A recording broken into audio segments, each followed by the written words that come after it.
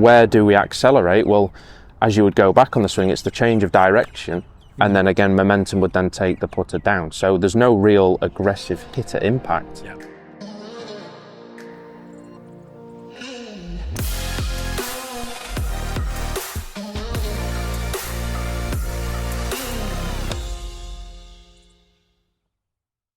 Okay, so when we're over the ball, we do see a lot of players, and for the guys at home, what they can do is they can actually just record themselves from face on.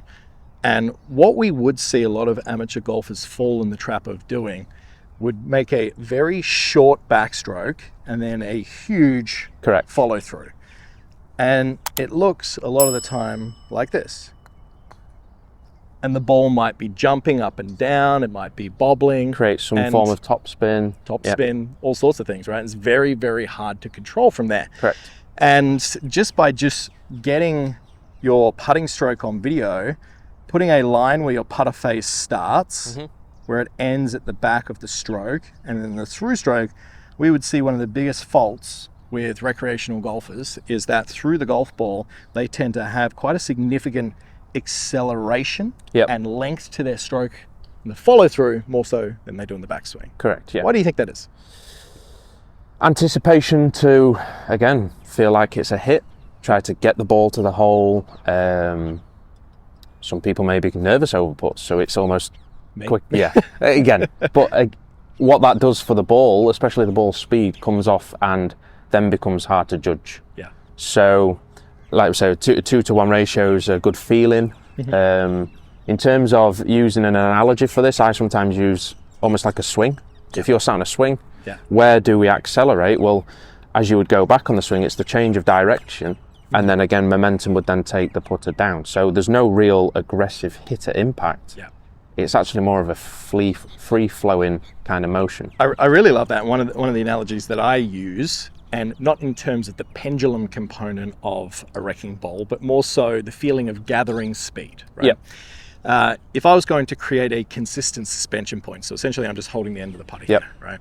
And I just let that swing back and through, really uninhibited by tension, and I'm not really trying to force it. Correct. What's happening here is we're referring to the 2-to-1 ratio and the fact that the time that the putter takes from the center here to the top of the backstroke is twice as long as from the top of the backstroke to the hit. Yeah. And that is just a normal effect of just letting this putter flow back and forth. Now, what we do see a lot of players do, assuming this was a crane, right? So a crane's holding the top, this is a wrecking ball down the bottom, this is the chain swinging back and forth. Most players treat their putting like the crane driver trying to drag that wrecking ball in. Yeah. Now, what happens as a result is the strike location on the face is going to change a lot, the arcing is going to change a lot, and then also the speed, because it's so hard to manage that, isn't it? Oh, absolutely. And the fact that a big thing with putting is there is no real ball flight, you could say. There's no draw, fade, whatever. So if that face is not coming back square, it's hard. Yeah, very, very hard. So if the ball's starting right on this putt, we know probably if it's starting off at a decent degree to the right, that it won't go in. Yeah. So the dragging of the handle, whichever, it actually causes so many more components or dominoes to fall down, which we don't want to do. So again, the speed, the face, just the tempo itself, the motion, the path, it just has quite a big effect on it. So for someone to just feel as though they're not going to accelerate too much into the putt, again, controlling speed, it's not a bad thing. But again, the dragging of the handle is, and almost you see the separation of then the arms and the torso, and again, so much more. Chicken wing putt. Chicken wing putt.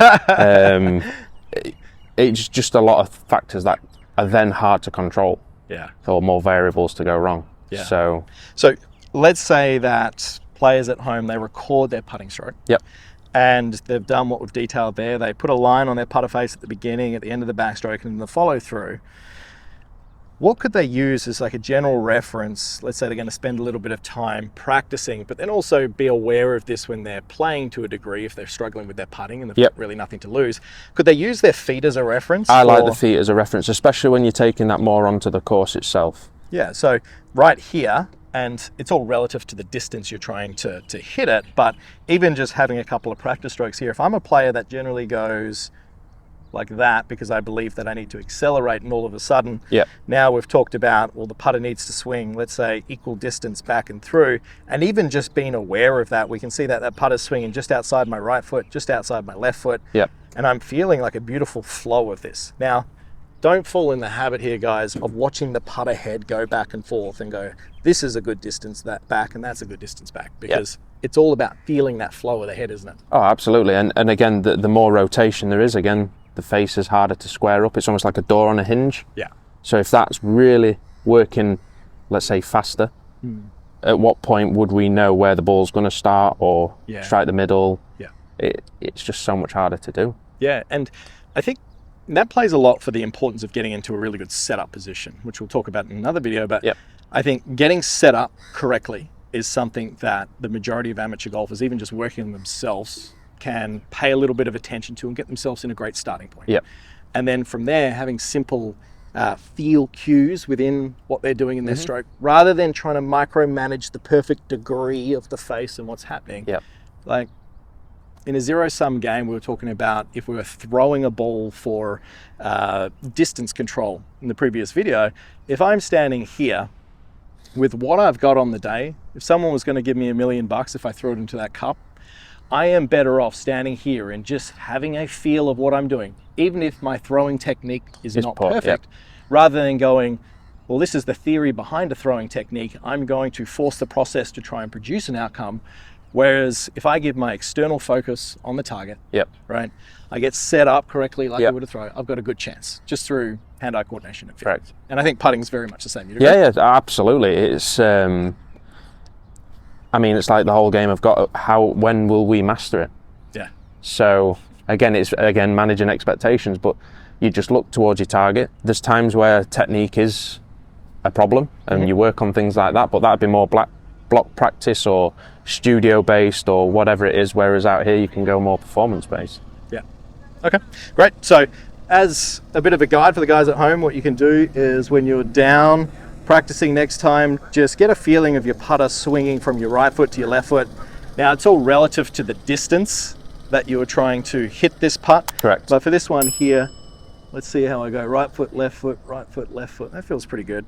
Focusing on that nice visualization of the ball stopping as close to the cup as possible.